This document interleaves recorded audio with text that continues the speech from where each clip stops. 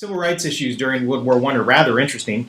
Europe had moved to a system of total war. They were losing millions of men, and they needed everybody in the society on board in order to fight this war effort. The United States, when it enters the war, is going to move to a similar tactic. They wanted unity in this fight against the Central Powers. We joined the Allies, which was Britain and France, essentially, and we wanted to make sure that everybody is on board with fighting with them. This is important because there were about 8 million Americans of German descent living in the United States. There was a fear that they wouldn't be supportive of the United States war effort. So we can see a large amount of propaganda.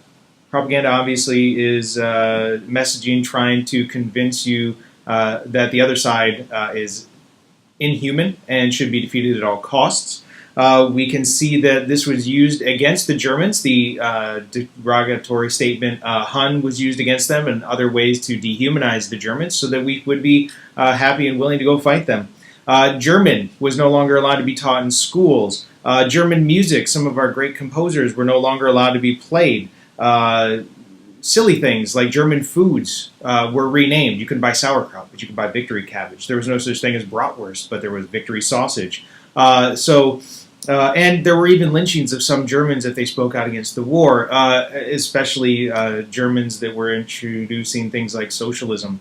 The government even got involved in this, passing the Sedition Acts. If you spoke out against the war effort, you could be prosecuted.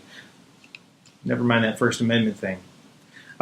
In fact, this meant that there could be very little, if any, dissent. A socialist leader, Eugene Debs, is actually going to be thrown in prison for speaking out against the war, saying that you shouldn't let yourself be drafted.